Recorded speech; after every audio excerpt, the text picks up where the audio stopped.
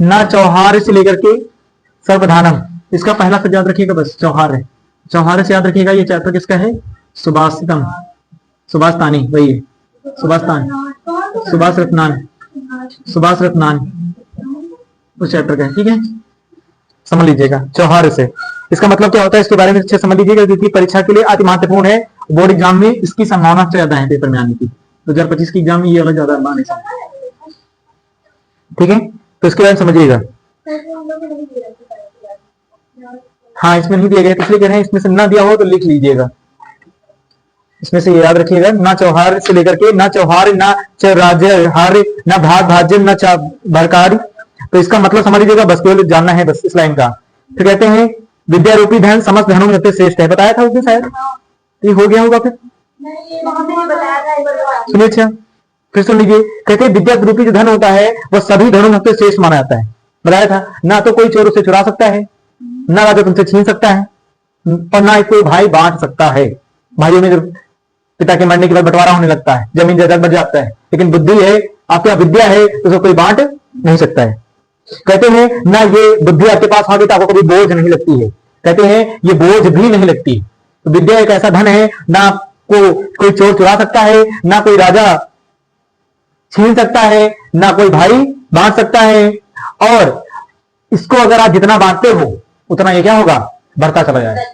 इसीलिए इन पंक्तियों का मतलब है कि यही कह रहे हैं, सुभाष रत्नान चैप्टर में है कि विद्या रूपी एक ऐसा धन होता है जो सभी धनों से श्रेष्ठ होता है, सबसे अच्छा होता है। यह ना तो चोर चुरा सकता है, और ना ही राजा उसे छीन सकता है, ना कोई भाई बांट सकता है, और ना ही ये किसी के ज्यादा होने से बोझ भी बन सकता है, तो बोझ भी नहीं बनता है। अर्थात इसको जितना आप खर्च करोगे उतना ही ज्ञान आपको ये बढ़ता चला जाएगा। इन पंक्तियों का है, और बोर्ड परीक्षा के लिए यह अति महत्वपूर्ण है, इसकी संभावना ज्यादा है आने की। ठीक है, याद रखिएगा ये। ठीक है, नेक्स्ट है, इसके बाद एक और पंक्ति सुन लीजिएगा, उदयति। उदय से लेकर के आपका आता है महता मेघरूपता, मेघरूपता, इसका मतलब समझ लीजिए। इन पंक्ति का मतलब क्या है, ये भी इंपॉर्टेंट है। कहते हैं कि सूर्य उदित होने से, जब सूर्य उदित होता है, जब सूर्य सुबह उगता है, कैसा रंग का होता है? लाल रंग का होता है, पीला नहीं होता है, पीला तो बाद में होता है, लाल होता है। कैसा होता है? लाल होता है। जो सूर्य उदय होता है, कहते सूर्य उदय होने के समय सूर्य लाल होता है, उदय भी होने के समय सूर्य लाल होता है, अस्त होने के समय भी सूर्य क्या होता है?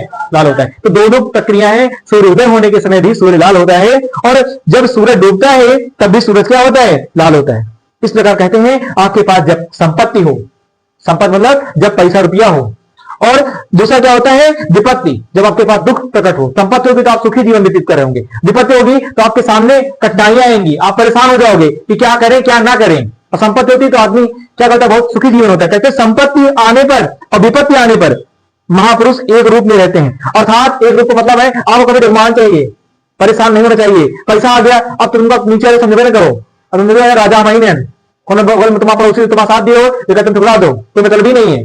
ये देखा प्रयास कर रहा है कि पैसा हो, संपत्ति हो, तब भी आप जीवन उसी तरह व्यतीत करिए, लोगों के साथ भेदभाव ना करिए।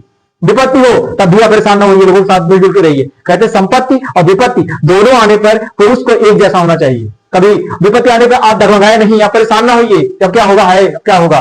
जैसे आपके सामने सबसे विपत्ति आ गई है, कल बोर्ड परीक्षा की डेट 18, आप परेशान हो गए कल से कि क्या होगा है भैया, क्या होगा समझ नहीं आ रहा, कैसे क्या करेंगे।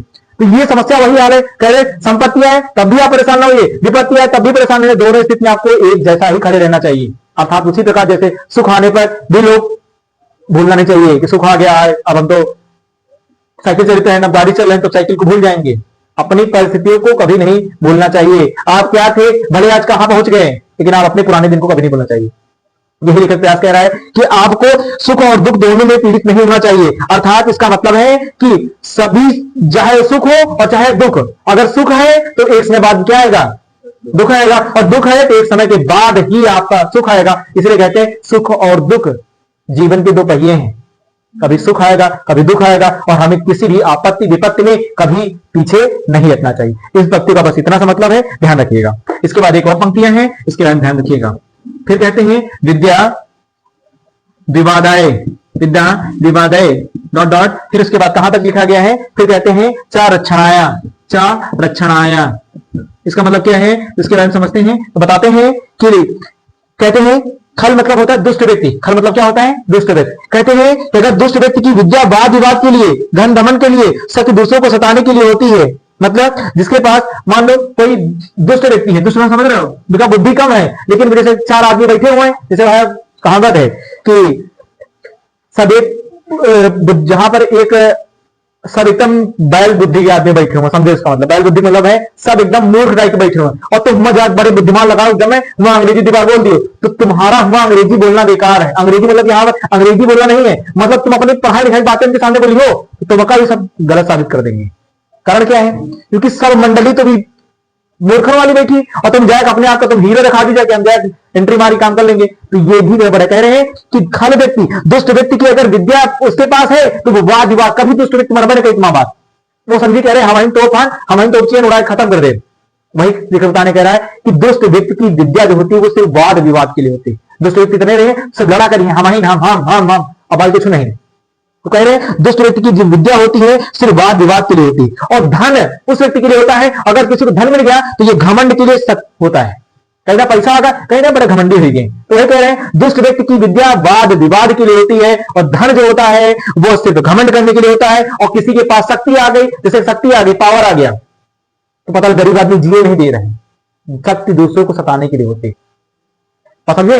कह रहे हैं शक्ति जो होती है दूसरों को सताने होती है। कहें इसकी विपरीत की बात कर ले, मतलब 3 व्यक्ति बात की है, किसकी, दुष्ट व्यक्ति वाद विवाद करेगा, पैसा रुपया वाला घमंड दिखाएगा, तीसरा कौन है, शक्ति दूसरों को सताने का कार्य करेगी। लेकिन अगर उसी जगह पर कोई साधु व्यक्ति आ गया, साधु क्या करता है, साधु विद्या की ज्ञान प्राप्ति के लिए करेगा। साधु कभी घमंड नहीं दिखाता, देखियो अच्छे हैं, एक देखा कितने साधु, आप जाइए इनके पास बैठिए, आपको एग्जाम्पल सबसे बड़ा तो आज इस समय देखते हैं प्रेमानंद महाराज के बारे में वीडियो देखे होंगे, कितने लोग जाते हैं वहां पर प्रेमानंद महाराज के पास, उनके पास घमंड नहीं है, कुछ भी नहीं है, उनको तो बस ना कोई खाना। सोचो वो व्यक्ति ऐसे हैं जो गलियारे में जाके दूसरे घर में रोटी मांगने चले जाते हैं।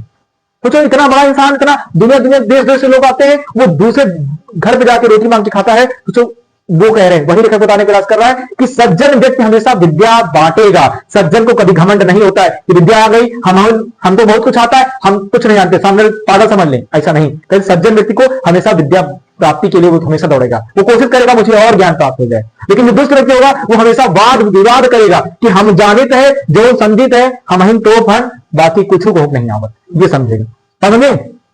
फिर कहते हैं कि धन जो होता है वह दान के लिए होता है। धन जो होगा, अगर धन आ गया, अगर पैसा रुपया, तो आप दान करिए, आप कोशिश करिए जितना दान करो। कहते हैं ना कि यहां पृथ्वी से आप ऊपर कुछ नहीं जाने वाले हैं, कहते हैं जितना यहां दान करोगे उतना ही एक समय के बाद आपको प्राप्त मिलेगा, कहीं ना कहीं तरीके से। तो धन जो होता है वो दान करने के लिए होता है। और शक्ति जो होती है, अगर आपके अंदर शक्ति आ गई, पावर आ गई, तो शक्ति किसी को सताने के लिए नहीं होनी चाहिए, शक्ति हमेशा दूसरे की रक्षा करने के लिए होनी चाहिए। शक्ति आपके पावर है, आपको लगता है कि आपके घर में बढ़िया, आप हष्ट-पुष्ट है, बढ़िया है, तो आप अपने परिवार की रक्षा करिए। ऐसा नहीं कि जबरदस्ती दूसरे घर जबरदस्ती कब्जा कर ले रहे हो, ये नहीं करना चाहिए। कह शक्ति दूसरे को सताने की अपेक्षा क्या होनी चाहिए, रक्षा करने के लिए होनी चाहिए।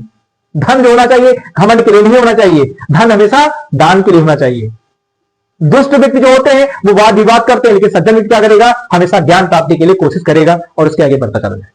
बात समझ आ गई, ठीक है। ये 3 हो गए, इसको बंद कर दीजिए।